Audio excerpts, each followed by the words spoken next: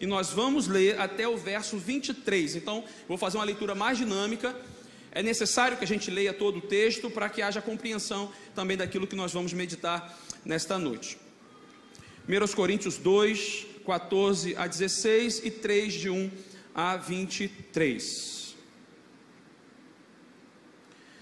Diz assim a palavra do Senhor: Ora, a pessoa natural não aceita as coisas do Espírito de Deus, porque eles são loucura, e ela não pode entendê-las, porque elas discernem espiritualmente. Porém, a pessoa espiritual julga todas as coisas, mas ela não é julgada por ninguém. Pois quem conheceu a mente do Senhor para que possa instruir? Nós, porém, temos a mente de Cristo. Eu, porém, irmãos, não pude falar com vocês como a pessoas espirituais, e assim como a pessoas carnais, como a criança em Cristo. Eu lhes dei leite para beber, não pude alimentá-los com comida sólida, porque vocês ainda não podiam suportar, nem ainda agora podem, porque vocês ainda são carnais. Porque se há ciúmes e briga entre vocês, será que isso não mostra o que são carnais e andam segundo os padrões humanos? Quando alguém diz, eu sou de Paulo, e outro diz, eu sou de Apolo, não é evidente que vocês andam segundo padrões humanos? Quem é Apolo? E quem é Paulo? São servos, por meio de quem vocês creram, e isto conforme o Senhor concedeu a cada um. Eu plantei, Apolo regou, mas o crescimento veio de Deus. De modo que nem o que planta é alguma coisa, nem o que rega, mas Deus que dá o crescimento. Ora, o que planta e o que rega são um, e cada um receberá a sua recompensa de acordo com o seu próprio trabalho. Porque nós somos cooperadores de Deus, e vocês são lavouras de Deus e edifício de Deus. Segundo a graça de Deus que me foi dada, lancei o fundamento como sábio construtor, e outro edifica sobre ele. Porém, cada um veja como edifica, porque ninguém pode lançar outro fundamento além do que foi posto, o qual é Jesus Cristo. E se o que alguém edifica sobre o fundamento é ouro, prata, pedras preciosas, madeira, feno ou palha, a obra de cada um se tornará manifesta, pois o dia a demonstrará. Porque será revelada pelo fogo, e o fogo provará qual é a obra de cada um. Se aquilo que alguém edificou sobre o fundamento permanecer, esse receberá recompensa. Se a obra de alguém se queimar, esse sofrerá dano. Porém, ele mesmo será salvo, mas como que através do fogo? Vocês não sabem que são santuário de Deus e que o Espírito de Deus habita em vocês? Se alguém construir o santuário de Deus, Deus o destruirá. Se alguém destruir o santuário de Deus, Deus o destruirá. Porque o santuário de Deus, que são vocês, é sagrado. Ninguém engane a si mesmo. Se algum de vocês pensa que é sábio neste mundo, faça-se louco para se tornar sábio. Porque a sabedoria deste mundo é loucura diante de Deus, pois está escrito, ele apanha os sábios na própria astúcia deles. E também, o Senhor conhece os pensamentos dos sábios e sabe que são pensamentos vãos.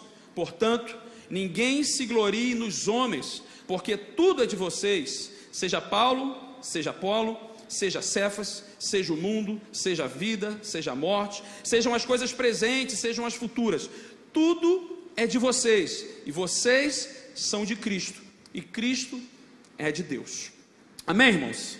Vamos orar? Peça ao Senhor que fale ao seu coração nessa noite, que em nome de Jesus essa palavra ministre sobre o seu coração, que o Espírito Santo fale com você e você saia daqui edificado tão somente pelo poder do Espírito Santo e pela ministração da palavra do nosso Senhor.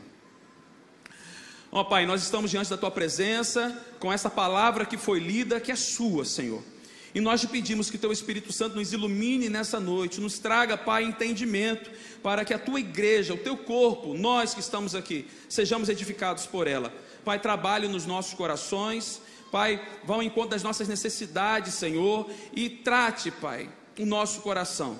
Vá, Pai, ao encontro daquilo que precisa ser ajustado. Que o Senhor, Pai, quebrante o nosso coração e nos traga entendimento daquilo que precisa ser mudado em nossas vidas, para a glória do Teu nome, em nome de Jesus, amém. Queridos, Paulo, ele utiliza nessas palavras aqui que nós lemos, que pelo menos 25 versículos foram lidos, 26 versículos foram lidos, e dentre essas palavras que foram ditas aqui pelo apóstolo Paulo, à igreja de Corinto, 3 se destacam, porque elas vão revelar aquilo que Paulo está tratando à igreja de Corinto no capítulo 3.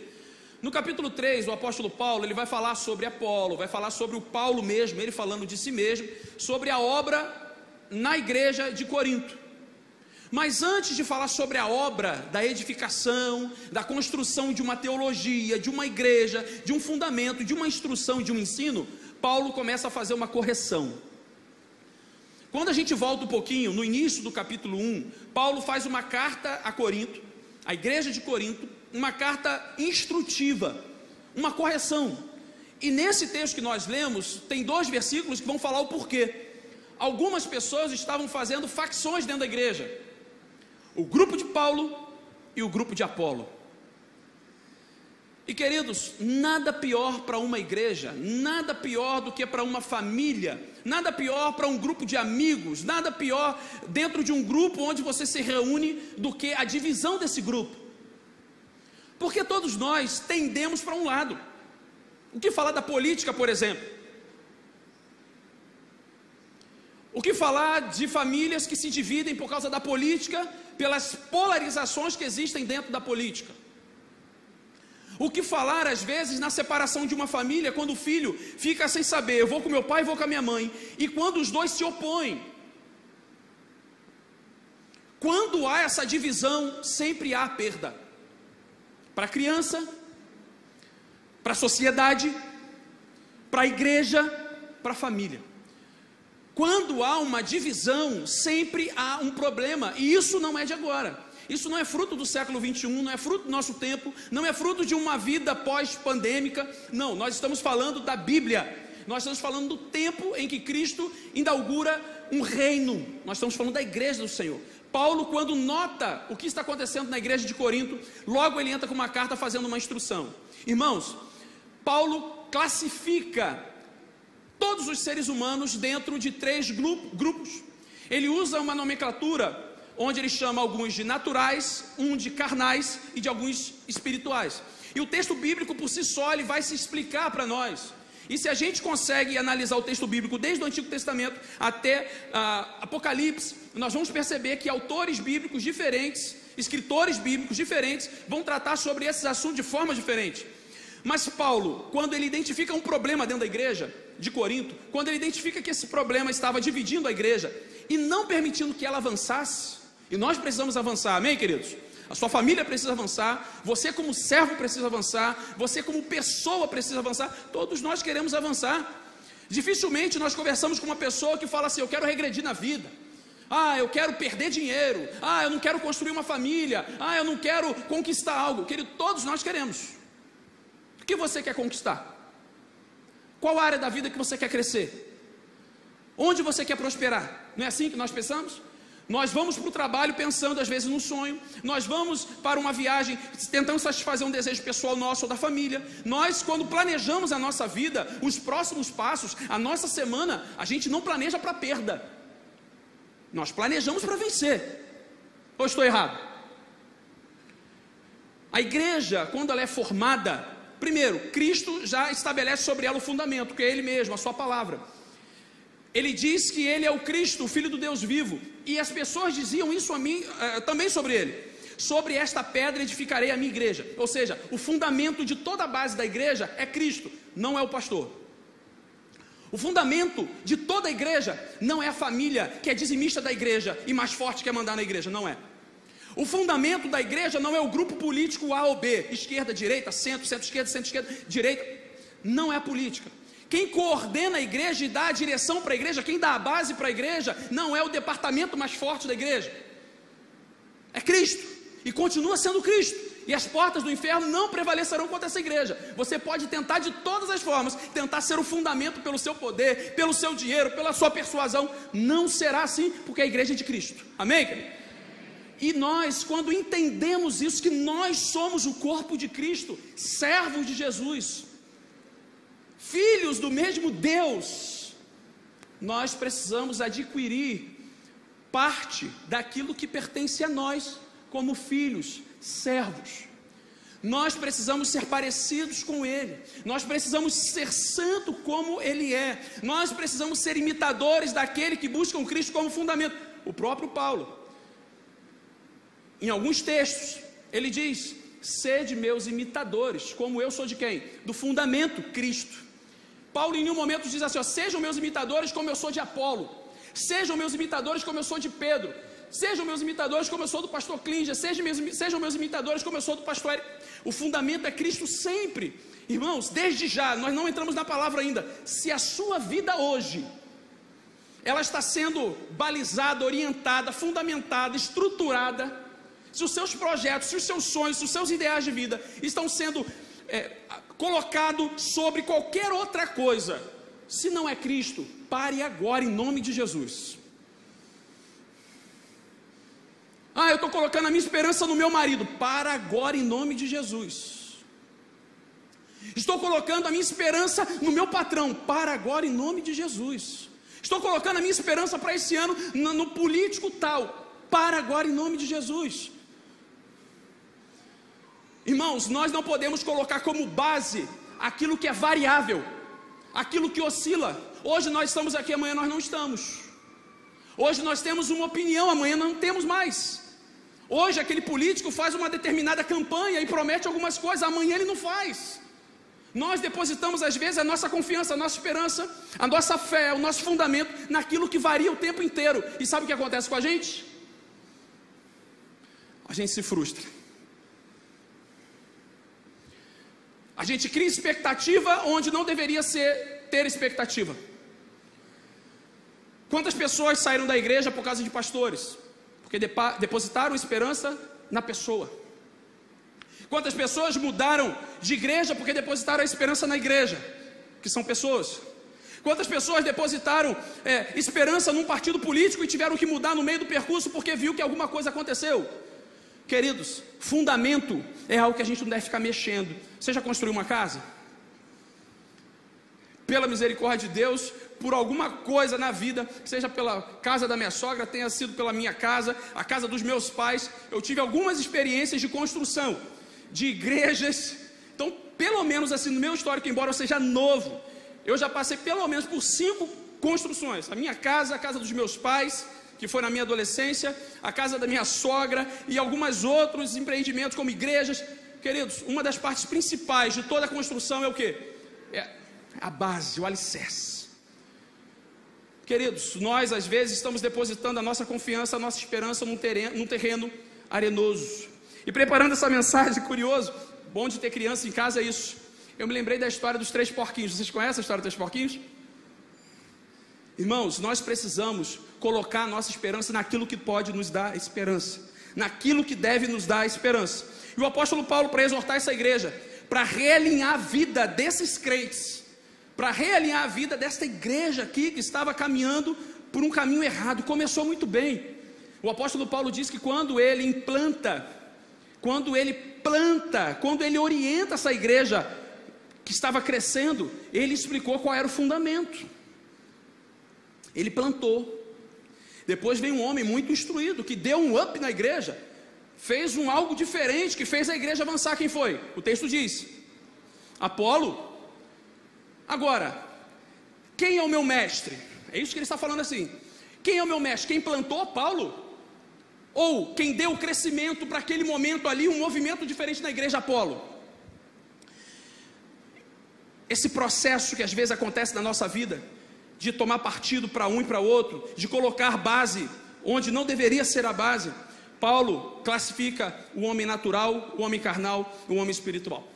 O apóstolo Paulo vai chamar de natural, porque o termo que está sendo utilizado aqui é psíquicos, grego psíquicos. Quando a gente fala psíquicos, a gente lembra de psique, e psique normalmente está associada à nossa mente, mas a profundidade do termo é muito maior do que essa.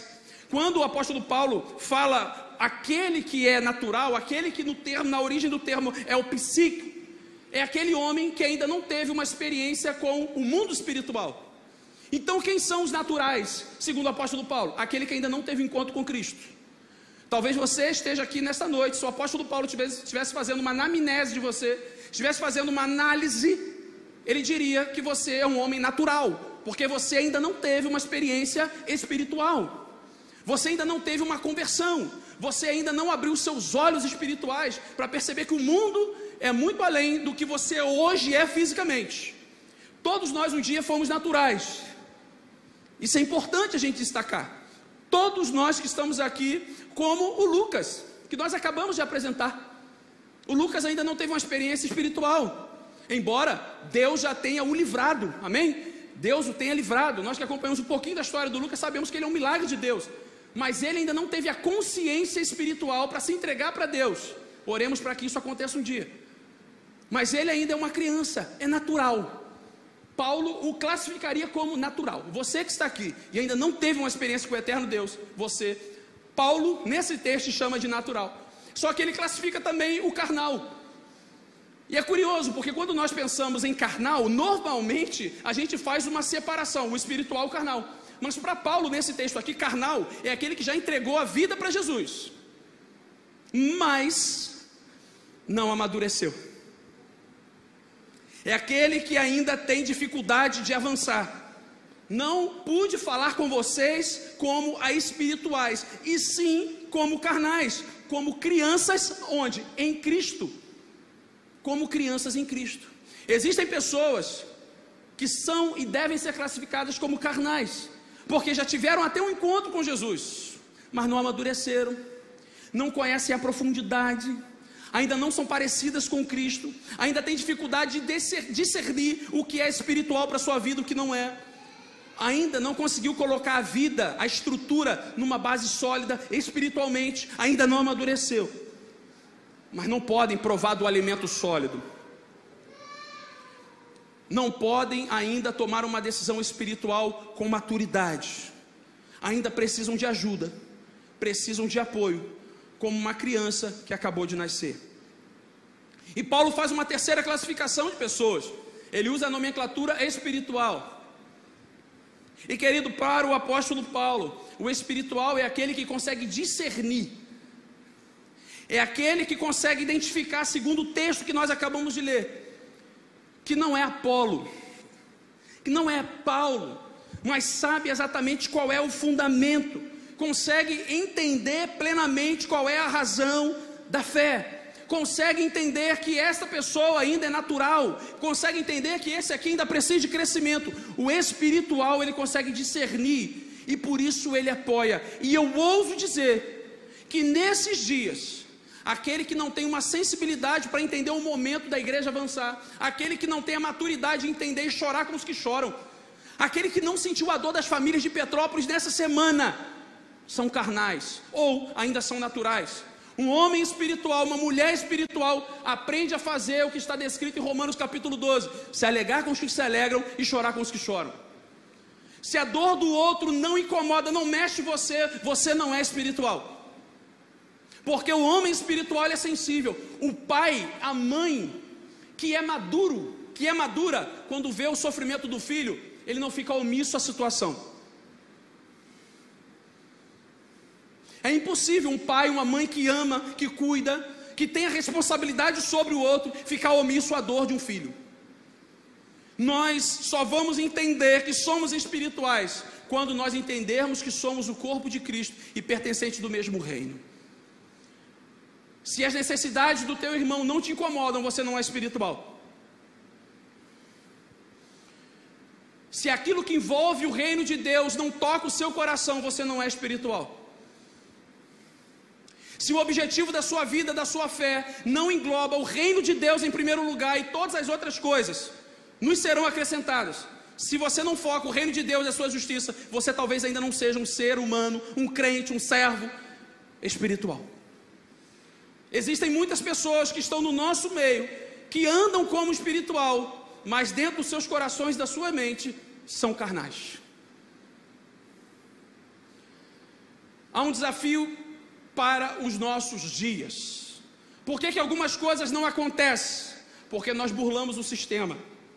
Nós tratamos pessoas carnais como espirituais, porque às vezes a gente não quer perder aquela pessoa, achando que ela não pode ser desafiada espiritualmente.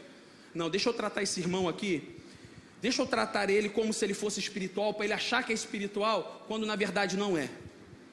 Nós estamos colocando pessoas à frente de rebanhos, nós estamos colocando pessoas à frente de liderança, nós estamos colocando peso sobre pessoas que não têm ainda estrutura e maturidade espiritual para serem tratadas como espirituais. Esse é um problema dos nossos dias, sabe por quê? A escassez daqueles que deveriam ser espirituais e assumirem a posição que não assumem. Nós estamos dando a responsabilidade para quem é natural, para quem é carnal. Nós estamos tão escassos na sociedade, em alguns ambientes, que nós estamos achando deuses aqueles que são carnais e fracos na fé. É por isso que a palavra de Deus diz que no final o amor de muitos se esfriaria. É por isso que nós vimos na palavra de Deus o apóstolo Paulo recomendando o tempo inteiro que no nosso meio existem lobos que são tratados como ovelhas. Nós estamos, querido, talvez seja o seu desafio, e você não se manifeste nesse momento, mas intimamente no seu coração, você hoje se acha alguém espiritual, natural ou carnal. Enquanto você não entender que você é carnal, você não vai passar para ser espiritual, porque você já acha que é espiritual, mas você é carnal.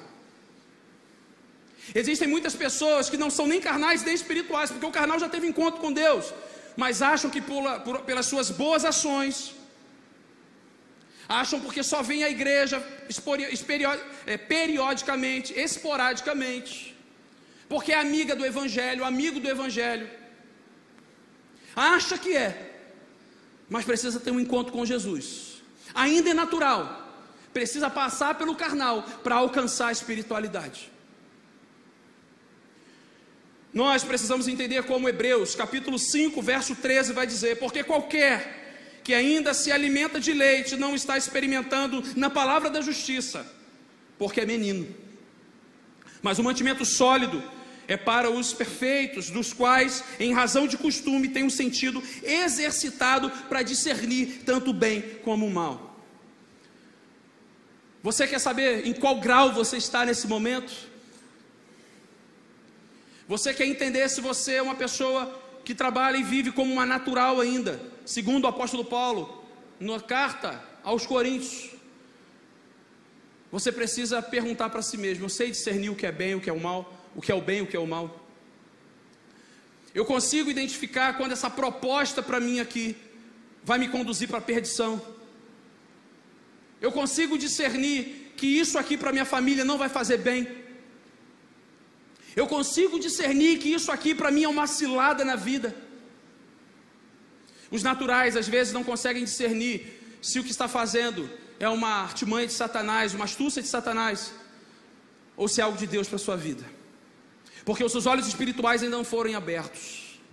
Não dá para a gente exigir do espiritual que tem uma postura, não dá para exigir de alguém que é natural, uma postura de alguém que é espiritual. Nós precisamos compreender isso. Drummond Lacerda, no seu livro Fora de Alcance das Crianças, vai dizer que a plenitude de Deus está esperando que você cresça.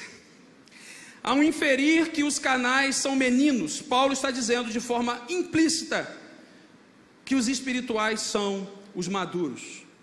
E eu queria fechar esse momento definindo natural, carnal, espiritual, para que você, querido, de verdade, para que a gente possa avançar nessa mensagem, você defina já dentro do seu coração qual é o estágio de vida que você está vivendo hoje. Você que foi convidado para estar aqui, você que está aqui já teve uma experiência com Jesus, e você que tem caminhado mesmo com Jesus. O natural ainda precisa se converter. O natural, resumindo de forma direta e objetiva, você se vê como o natural, alguém que ainda não teve uma experiência com Deus, você precisa entregar a sua vida para Jesus. A não ser que você queira continuar como natural. Quer mudar, quer avançar, quer crescer, você precisa se converter, você precisa entregar a sua vida para Jesus, você precisa viver um novo estágio para a sua vida. Isso vai te fazer uma pessoa melhor, segundo as Escrituras. O carnal já se converteu, mas necessita crescer e se desenvolver espiritualmente. O carnal deu um passo, enfraqueceu na fé, deixou de amadurecer, estagnou, parou, não sabe qual é o seu dom espiritual, não busca a Deus em oração, não jejua, não ora, não está à disposição de Deus, não abre a boca para falar de Jesus. O carnal é extremamente crítico, o carnal falta sabedoria às vezes, o carnal precisa crescer e desenvolver espiritualmente. É como uma criança. O espiritual aprendeu a andar, não mais segundo a carne, mas sob o domínio e a liderança do seu espírito, cheio do Espírito Santo e da palavra de Deus. Existe uma outra definição para isso, que o homem natural é aquele que ainda não passou da morte para a vida, não consegue discernir isso. O natural não teve uma experiência sobrenatural, aquilo que só o Espírito Santo consegue fazer com a gente, uma perspectiva diferente de vida. Se a morte bater hoje na sua porta, o que você faz? Não sei para onde eu vou, não sei o que vai acontecer comigo, não tenho perspectiva nenhuma além dessa vida, porque não experimentou o que é sobrenatural, está condicionado ao que é natural. O carnal é uma nova criatura, pois nasceu de novo, mas jamais cresceu, jamais se desenvolveu. E é triste que muitos homens carnais continuam e ficam a vida inteira nessas condições, por acharem que são espirituais. O homem espiritual é aquele que se desenvolveu nos aspectos divinos. O seu espírito conquistou um domínio próprio, como característica do fruto do Espírito. Agora o Espírito domina. Você tem domínio próprio, você é manso, você consegue desenvolver o amor que Deus colocou no seu coração. Onde você chega, produz paz. Os frutos do Espírito, o fruto do Espírito fica manifesto através da sua vida. Quando as pessoas olham para você, o que elas veem? Veem Cristo. Quando você chega no ambiente, quando o ambiente está todo contaminado e poluído, há uma transformação. As pessoas veem luz, a luz de Cristo na sua vida. As suas ações resplandecem a glória de Deus. Eu ouvi muitas pessoas, querido, nesta semana, crentes, falando: eu não vou ajudar, uma cidade rica daquela poderia ajudar. Querido, se o choro do outro não te incomoda, você não é servo de Deus. Ah, não vou ajudar porque existe muita riqueza naquela cidade. Querido, se fosse o seu filho ali, o que você faria?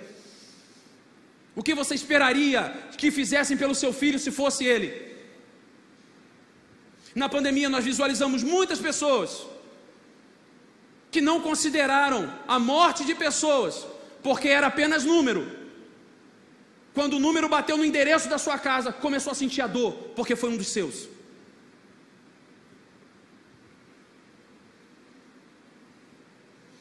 Nós precisamos entender, querido, que é um tempo de transformação e mudança. Por mais que essa palavra caia dura no seu coração, a palavra de Deus, ela precisa ser exata no seu coração. O tempo é chegado. Eu tenho uma expectativa muito grande no meu coração, e eu oro para que isso aconteça, que não passe da minha geração a volta de Jesus. Nós estamos perdendo isso, querido. Nós não acreditamos mais nisso. Nós achamos que temos todo o tempo do mundo. Na última semana, pessoas tinham muitos planos, muitos jovens, muitos adolescentes, muitas famílias tinham muitos planos. Dos mais jovens, não sei se você viu o relato daquela moça, daquela senhora de Juiz de Fora, que a filha de 17 anos estava morando em Petrópolis e que morreu abraçada com a amiga dentro de casa. Quando foi achada, estava abraçada. Ela saiu desesperada de casa, da cidade dela, e foi para Petrópolis. E os vídeos no dia me chocaram. Aquela mãe com uma enxada, cavando, procurando. Aquela jovem estava na cidade, vivendo a vida dela, estudando, sonhando, planejando. Nós nunca achamos que vai acontecer com a gente. mas todos nós queremos crescer. Quando a gente planeja a nossa semana, a gente planeja para concluir a semana bem. Quando a gente planeja um ano, a gente planeja chegando que dia 31 de dezembro, nós vamos celebrar juntos a virada de ano. Nós fazemos muitos planos, muitos planos. A igreja de Corinto estava fazendo muitos planos. Tenho certeza que ela queria crescer na cidade. O apóstolo Paulo plantou aquela igreja com a melhor das intenções, levar pessoas para o céu. Ensinou o fundamento, a orientação do que era Cristo. Paulo veio, trouxe uma palavra de vitória, de verdade, de sólido, verdade vinda de Deus, da experiência que ele teve com Jesus. O Apolo veio e regou e trabalhou, e aquela igreja estava crescendo, mas começou a crescer de forma facciosa, errada, e teve um momento que o servo de Deus teve que enviar uma carta para fazer uma correção. Queridos, Deus sempre vai ao seu encontro para te corrigir. Sabe por quê? Porque Ele é o Pai que ama. Se você hoje é alguém que está vivendo como natural, você precisa entregar sua vida para Jesus, porque Ele te ama e Ele quer te dar uma direção. Ele não quer que você se perca. Você hoje ainda é uma criatura, como todos nós fomos um dia. Uma criatura que vive pelo natural, vive para comer, vive para gozar a vida, vive para viver os seus próprios projetos e sonhos. Mas Deus, Ele não te fez só para isso, por mais que isso seja maravilhoso. Viver é muito bom, você concorda comigo? Viver é muito bom. Viver com saúde, viver com paz, viver com pessoas que a gente ama, viver em família, isso é muito bom. Mas viver com Jesus é o objetivo da nossa vida. E eu preciso dizer algumas coisas para você, já que você já deve ter se identificado nessas nomenclaturas que o apóstolo Paulo utilizou aqui: natural, carnal, espiritual. Quem é você hoje? Nós precisamos entender, porque o apóstolo Paulo ele não para no capítulo 2 e fecha, nem nos primeiros versículos do capítulo 3, falando sobre carnalidade e espiritualidade. A partir do verso 4, ele começa a dar uma direção, e eu queria que você prestasse muita atenção nesse direcionamento de Deus para a sua vida hoje, já que o Espírito Santo já deve estar batendo na porta do seu coração e dizendo: olha, você hoje está vivendo como um natural, olha, hoje você está vivendo como um carnal do texto. Hoje, talvez você esteja vivendo a vida espiritual. Para que a gente mude de fase, para que as coisas comecem a acontecer nas nossas vidas, você precisa entender.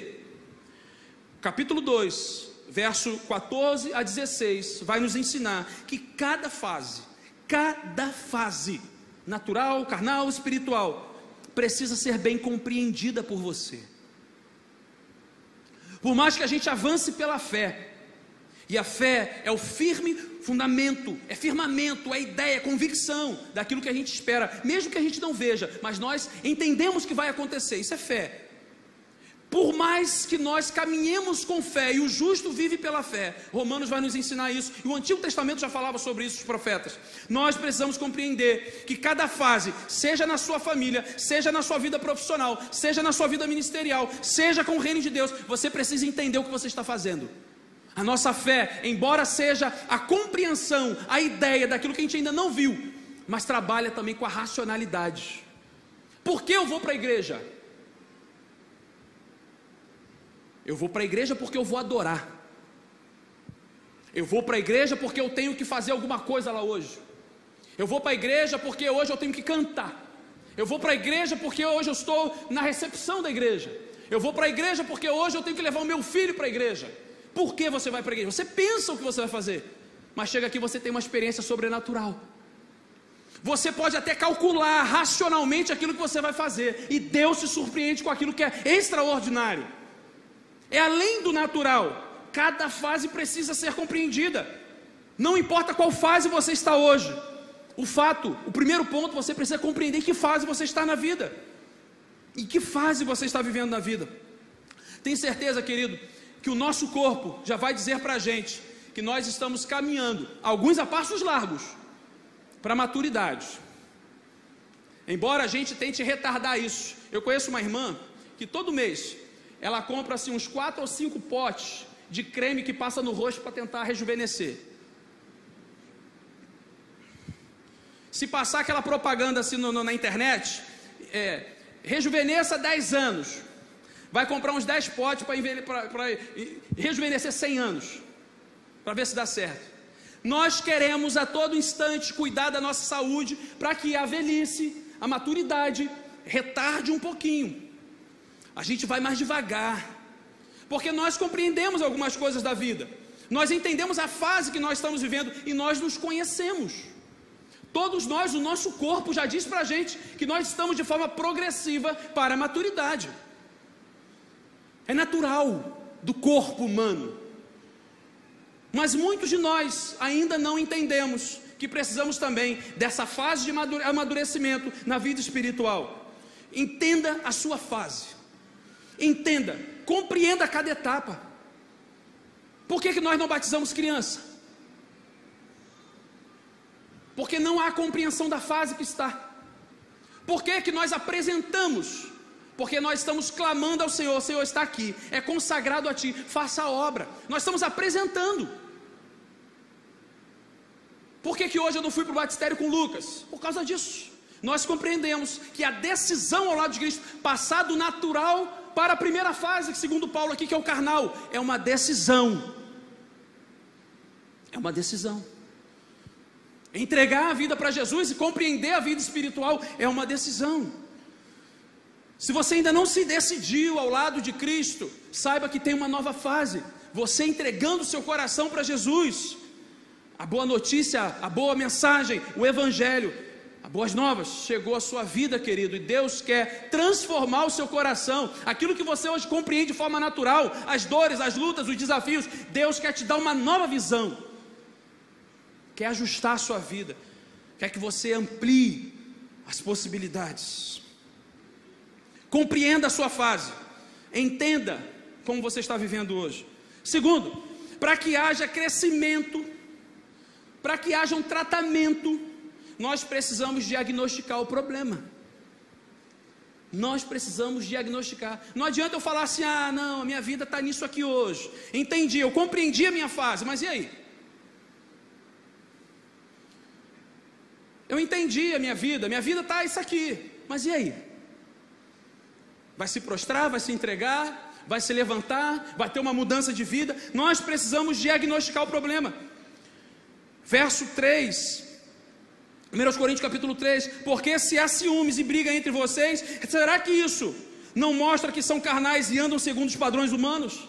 Paulo faz uma pergunta para essa igreja, será que isso não está dizendo para vocês, quando vocês compreenderem que as brigas, as dissensões, as facções, tudo isso vocês já compreenderam que existe, será que isso não está mostrando para vocês que vocês são pessoas carnais? Pessoas que precisam viver um novo momento? Nós precisamos diagnosticar o problema. Qual é o problema da sua vida hoje? É um problema familiar? É um problema financeiro? É um problema profissional? É um problema espiritual? É um problema emocional? Qual é o seu desafio hoje de vida? Meu desafio hoje é meu cônjuge, meu desafio hoje é o relacionamento familiar. É a bebida, é a droga, é o sexo, é a pornografia, é a identidade. Qual é o seu problema hoje? Você consegue diagnosticar isso? Diante de Deus, tome a palavra de Deus como um espelho para você. O que a palavra de Deus diz que não é, e você acha que é, isso é um problema. Você está diagnosticando que há aqui um problema. Quando você consegue identificar, saiba disso, isso é bom. O problema é quando a gente já não consegue discernir. E o discernimento é um fruto da maturidade. Nós precisamos entender também que toda obra, crescimento, avanço, mudança de vida, deve ser provado pelo fogo. O verso 13: a obra de cada um se tornará manifesta, pois o dia a mostrará, porque será revelada pelo fogo, e o fogo provará qual é a obra de cada um. Até mesmo na igreja, as obras que estavam sendo feitas em nome de Paulo, em nome de Apolo, em nome das facções, da divisão que existia ali naquela igreja, o que o apóstolo Paulo vai dizer: olha, no dia da provação, no dia da luta, você vai saber de fato se a sua obra era ou não de Deus. Irmãos, quando nós estamos construindo algo, quando nós estamos formatando algo na nossa vida, quando nós estamos idealizando, projetando algo para a nossa vida, e não vem de Deus, essa obra cai. A primeira coisa que acontece é a falta de paz no nosso coração. Será que é de Deus? E você não encontra paz.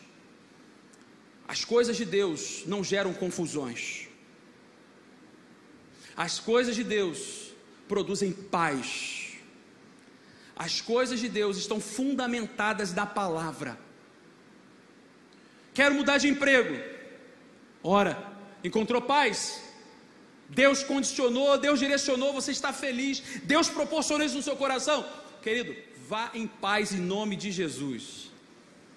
Ah, não sei, meu Deus, que incômodo, não estou conseguindo nem dormir, que luta, eu acho que não sei. As coisas de Deus não geram dúvida no nosso coração. A palavra de Deus é sim, sim e não, não. Toda obra, todo crescimento, todo avanço, saiba, vai passar pela prova do fogo. Saiba de uma coisa, semana nós falamos isso. Existem muitas pessoas que se achegam a Cristo, achando que seus problemas acabaram. Querido, saiba que no momento que você dá um passo ao lado de Jesus, a sua fé, a sua estrutura também vai ser provada pelo fogo. A fase que você está vivendo vai ser provada pelo fogo. As suas escolhas, as suas decisões serão provadas pelo fogo. Você se lembra de Sadraque, Mesaque e Abednego? Na fornalha? O Senhor esteve com eles em todo instante. Eles foram aprovados em meio fogo. Querido, como é bom ser aprovado por Deus, por um projeto que foi fundamentado na palavra. Como é bom quando você tem uma experiência com Deus, mesmo no início da sua caminhada, e você pede: Senhor, me dá a sua direção, fala comigo, e você ouve nitidamente o Espírito Santo falar com você. Quando você sai de casa, cria uma expectativa no seu coração: Senhor, fala comigo hoje, e você vê Deus direcionando a sua vida para uma tomada de decisão, para uma escolha que deve ser tomada. Querido, às vezes você vai precisar tomar uma decisão em meio à festa. Às vezes você vai ter que tomar uma decisão em meio à tempestade. O fogo queima e aprova aquilo que vem de Deus, ou destrói aquilo que precisa ser consumido. Aquilo que precisa ser consumido. Mesmo que você seja maduro, sábio, saiba de uma coisa: por mais que a vida tenha te dado muitas experiências, por mais que as experiências e as lutas proporcionaram a você sabedoria, mas saiba que qualquer vitória que você tem, cada vitória que você conquistou, cada crescimento não é mérito seu, é mérito do Senhor. Todo crescimento vem de Deus. Atos vai nos dizer que aquela igreja crescia, caía na graça do povo. As pessoas começaram a olhar a igreja como de Deus, e Deus todos os dias, toda semana, todo mês, todo ano os acrescentava, trazia pessoas que se convertiam pela obra do Espírito Santo, e a igreja caía na graça do povo, e Deus os acrescentava. O apóstolo Paulo nesse texto vai dizer no verso 7: e quem é Paulo? São servos porque vocês creram, e isso conforme o Senhor, porque Ele deu a cada um. Eu plantei, Apolo regou, mas o crescimento veio de Deus, de modo que nem o que planta alguma coisa, nem o que rega, mas Deus é o que dá o crescimento. Aquela igreja ali de Corinto estava tentando condicionar a direção dela para crescimento a partir de Paulo. O que está fazendo a gente crescer? Foi o que Paulo nos ensinou? O que está fazendo essa igreja crescer? Foi a experiência com Apolo? O que dá o crescimento à igreja, o que dá o crescimento ao departamento, o que dá o crescimento à sua família, o que dá o crescimento para você, querido, é o nosso Deus. Nós precisamos compreender uma coisa: todos nós que estamos aqui, desde o natural ao carnal ao espiritual, nós precisamos entender, querido, que você é uma criatura de Deus, que se torna filho e servo, e que você precisa fazer da sua vida, das suas obras, das suas ações, da sua família, um monumento para a glória de Deus. Irmãos, existem muitas pessoas que estão trazendo glórias para si, Existem muitas pessoas que estão vendo as coisas acontecerem à sua volta e estão falando: foi por causa da minha ação, foi por causa da minha palavra, foi por causa da minha sabedoria. Miserável homem que sou, que faço apenas aquilo que me pede. Irmãos, nós precisamos compreender. Rodolfo, a precisamos de alguém na equipe de louvor? O verso 20 vai dizer para nós: também o Senhor conhece o pensamento dos sábios e sabe que são pensamentos vãos. Volta aqui, querido, aqui ó, verso 21. Portanto, ninguém se glorie nos homens, porque tudo é de vocês. Seja Paulo, seja Apolo, seja Cefas, seja o mundo, seja a vida, seja a morte, sejam as coisas presentes, as coisas futuras, tudo é de vocês e vocês são de Cristo e Cristo é de Deus. Irmãos, nós estamos planejando a nossa família, nós estamos idealizando a nossa família, nós estamos planejando o crescimento, nós estamos planejando uma semana abençoada, nós estamos planejando um final de semana abençoado, um ano abençoado. Quando for abençoado, para quem você vai dar a glória? Quando a porta de emprego se abrir, para quem você vai dar a glória? Por curso que você fez? Pelo esforço do seu braço?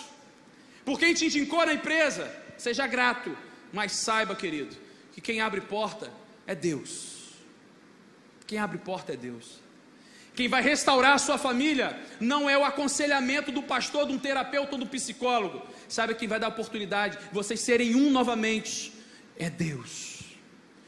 Nós entendemos isso quando nós passamos de fase e começamos a compreender as coisas de forma espiritual. Você vai começar a sentir a dor do outro. Você vai doar 1 quilo de alimento. Você vai doar uma peça íntima. Você vai doar qualquer outra coisa que foi necessário para Petrópolis. Você doou alguma coisa, algum recurso, qualquer outra coisa. E dentro do nosso coração, às vezes, dá aquele sentimento assim: consegui. Glória a Deus. Porque Deus colocou no seu coração uma sensibilidade vinda do Espírito Santo. Glória a Deus que te deu o recurso para você abençoar a vida de alguém. Ah, minha igreja doou 5 toneladas de alimento. Miserável homem que sou, que só faço aquilo que me pede. Eu deveria dar mais do que 5 toneladas de alimento. A glória não é para o nome da minha igreja, a glória não é para a minha família, nem para o meu ministério. A glória é do Deus eterno que criou o céu e a terra. Ah, querido, Deus salvou o meu filho. Louvado seja Deus, eu não tenho poder nenhum sobre isso. Louvado seja Deus porque Ele me curou. Louvado seja o nosso Deus pela restauração da comunhão dos crentes. Louvado seja Deus porque a igreja de Corinto ouviu a mensagem de Paulo, uma mensagem pesada, dura, exortativa, mas ganhou uma direção. Queridos, se a vida fosse aplausos, nós não chegaríamos onde devemos chegar. Se a vida fosse troféus, a gente deixaria de treinar e se esforçar, fazer a nossa parte. Todos nós que estamos aqui, queridos, estamos vivendo uma fase da nossa vida. Seja o homem natural, seja você hoje que está aqui, sendo você hoje que está aqui, uma mulher, um homem que compreendeu: eu estou hoje vivendo longe de Deus, não tive uma experiência espiritual, eu sou como o natural. Hoje a glória é para mim, as coisas que eu triunfo, conquisto, é fruto do meu esforço, é fruto do meu trabalho. Há um tempo para que seus olhos se abram e você perceba que a todo instante Deus está te dando uma oportunidade para que a sua vida seja transformada. Hoje mesmo, para a glória dele. A sua vida foi idealizada, conhecida antes do ventre da sua mãe. Deus tem uma obra na sua vida e Ele quer te tirar dessa realidade de natural para se tornar um ser, um homem, uma mulher espiritual, a conseguir compreender aquilo que Deus quer para a sua vida, aquilo que Ele quer fazer com a sua família. Deus não quer que ninguém viva em miséria. Deus quer te fazer grande. Deus quer que você tenha autoridade para falar o nome dEle, para glorificar o nome dEle. Deus quer fazer isso com você, mas você precisa entender, querido, que uma nova oportunidade Deus está te dando hoje, para ter uma transformação de vida. Todos nós queremos uma semana abençoada. Todos nós queremos um mês abençoadíssimo. Todos nós queremos chegar no final do ano e falar: como esse ano nós conquistamos, como esse ano nós crescemos. Mas todos nós precisamos compreender e diagnosticar que nós precisamos de Cristo hoje mesmo, agora. Você vai sair daqui como um natural? Você vai sair daqui compreendendo que é o carnal, já teve encontro com Jesus, mas estagnou, parou de crescer, não quer crescer. Ou você vai sair daqui com algo no seu coração: hoje eu ainda não sou um homem, uma mulher espiritual, como o texto diz, mas o desejo do meu coração é me aproximar de Deus, buscar a sua palavra, fazer a minha parte para me tornar alguém espiritual, e tudo aquilo que eu fizer, conquistar, realizar, será um monumento para a exaltação da glória de Deus. O que você decide hoje? A palavra de Deus, ela vem ao nosso coração como uma pergunta nessa noite: como você vai sair daqui nesta noite?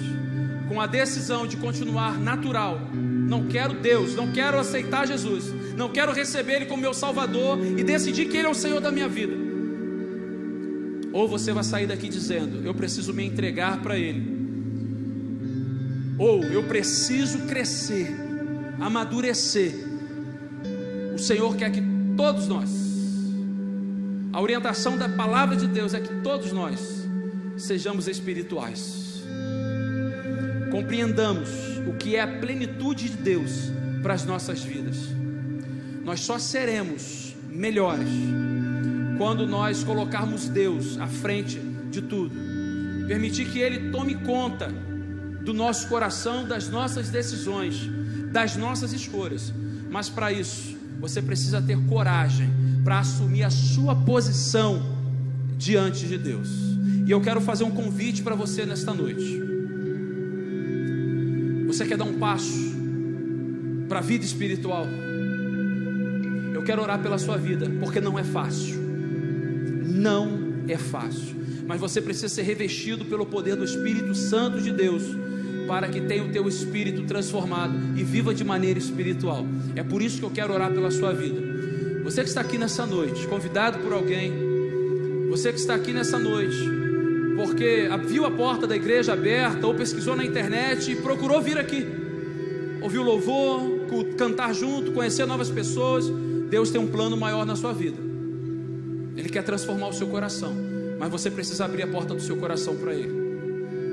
Se você entende que vive hoje de forma natural, ou deixou de crescer como os carnais, e que dá esse passo de fé para uma vida espiritual, dando legalidade ao Espírito Santo de Deus e abertura: Senhor, faça a tua obra na minha vida. Eu não sei como vai ser, eu sei que eu vou ter que superar muitas coisas, avançar e ter coragem, mas Senhor, eu quero fazer isso. Eu preciso do Senhor na minha vida. Se você entende essa mensagem, quer dar esse passo de fé, eu convido a igreja a orar nesse momento, orar por essas vidas, porque é um desafio espiritual. A nossa luta não é contra a carne nem contra o sangue, mas contra as potestades espirituais, as hostes do mal.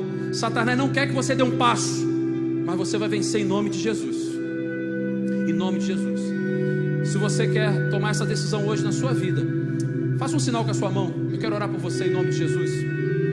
Alguém nessa noite que dá um passo na sua vida, entendendo que quer sair da naturalidade, mas quer dar um passo espiritual, quer dar um passo ao lado de Deus e quer transformar a vida e permitir que o Senhor faça algo diferente. Eu quero só orar por você, porque Deus mesmo sabe a obra que Ele já começou no seu coração. Não endureça o seu coração, permita que o Espírito Santo faça a obra completa, em nome de Jesus. Que as cadeias sejam quebradas na sua vida, em nome de Jesus. Que o mal não tenha domínio sobre você, mas que em nome de Jesus o Espírito Santo de Deus te revista de poder nesse momento, e você tenha coragem para assumir a sua posição. Senhor, estou aqui,